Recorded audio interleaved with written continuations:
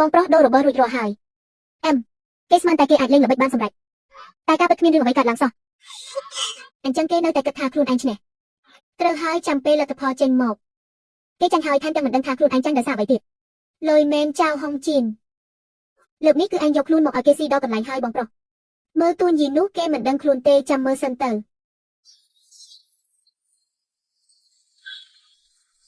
លោកប្រុសទួនសូមពិសាតែ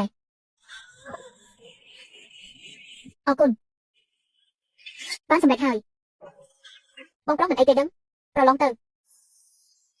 ទួនយីលើកនេះចាំមើលឯងធ្វើម៉េចបានការហើយគេបានផឹកតែមួយពេងនោះហើយតិចទៀតច្បាស់ជាពោះរមៀលពេញដេញមិនខានល្អណាស់ចាំមើលគេអាចប្រឡងបានលេខ1យ៉ាងទៅទៀត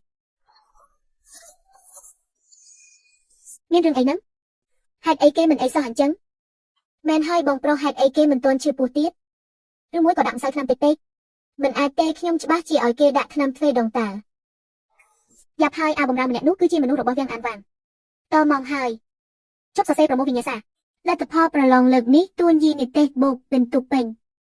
មិនអាចទេនេះជារឿងមិនអាចទៅរួចជាដាច់ខាតខ្ញុំចាស់ចោះត្រួតពិនិត្យតើអាចខ្លាំងខ្លាយបានទេបើចាញ់មិនបានកុំលេងឥឡូវនេះឆាប់នាំប្អូនស្រីឯងមកសុំទោសខ្ញុំនិងបងប្រុសខ្ញុំនៅមុខគេឯងព្រាមរួចហើយរំលាយចេញពីវិមានឈិនស៊ីទៅព្រះរាជន្តាអរគុណច្រើនសម្រាប់ទឹកតែដ៏ឈ្ងុយឆ្ងាញ់តាមពិតពួកគេបានដឹងខ្លួនតាំងពីដំបូងម្លេះតាំងពីដើមមកមនុស្សល្ងងគឺជារូបខ្ញុំសោះកុំឈប់ផ្លឹកទៀតឆាប់សុំទោសមកខ្ញុំនិងបងប្រុសខ្ញុំគ្មានការអត់ធ្មត់រងចាំពួកឯងយូរទេហេតុអីក៏ខ្ញុំត្រូវសុំទោសដែរខ្ញុំមិនមែនជាអ្នកខ្មោចជាមួយឯងឯណាតាំងពីដើមគឺនាងខ្លួនឯងជាអ្នកមកក្បាលយកព្រមតាម៉េចឥឡូវចង់ក្រឡោះជ្រឹះបងប្រុសខ្ញុំមិនសុំទោសទេខ្ញុំមិនសុំទោសពួកគេដាច់ខាតសុំទោសនៅនាងទៀតសុំទោសអញ្ចឹងគ្រាន់បើថ្ងៃក្រោយកុំចេះតែលេងល្បិចអាក្រក់ទៀតបើមិនអញ្ចឹងទេខ្ញុំនឹងបន្តជេរពួកឯងទៀត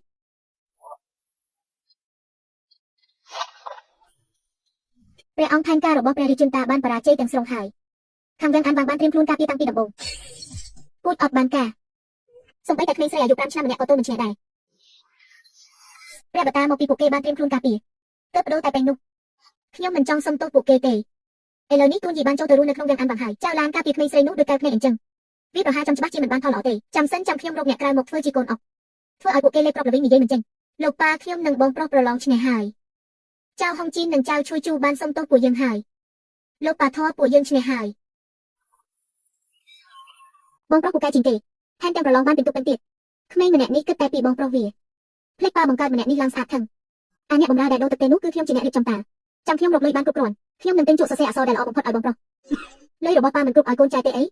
មិនគ្រប់សម្រាប់ទិញជក់ឲ្យបងប្រុសកូនទេលុយរបស់ប៉ាគឺជារបស់ប៉ាលុយដែលខ្ញុំរកគឺជារបស់ខ្ញុំវាមិនដូចគ្នាទេព្រះបតាចង់រកអ្នកក្រៅតែខ្ញុំលេបកំហឹងនេះមិនចូលទេថ្ងៃនេះត្រូវតែបង្រៀនមេរៀនឲ្យគេម្ដងសិនចៅហុងជីនហេតុអីឯងមកបុកខ្ញុំនេះគឺជាលុយចំណាយរីរងដែលខ្ញុំសន្សំ3ខែទើបទិញបានរបស់មានតម្លៃនេះគឺក្បាច់ទឹកលេខខ្ញុំមិនបានឃើញទេណា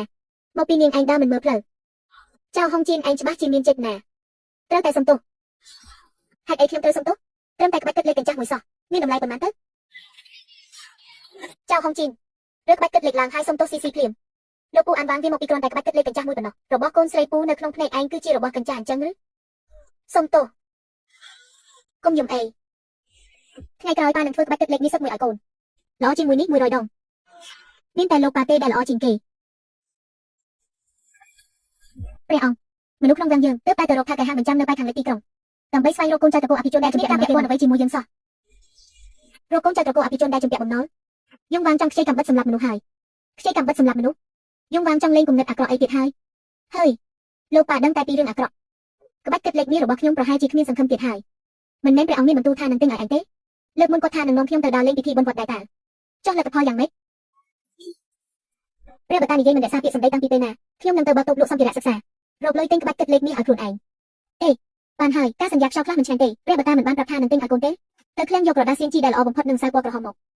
បាទព្រះអង្គនាងក្មេងស្អុយហ៊ាននិយាយថាព្រះបតាសន្យាខ្យល់ព្រះបតានឹងធ្វើឲ្យកូនមើលឲ្យឃើញចំណាំសៀវភៅស្អាតមួយតម្លៃ1កាក់ទិញ5ថែម1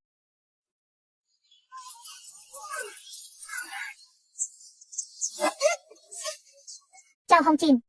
ឯងចង់ធ្វើរឿងអាក្រក់អីទៀតហើយ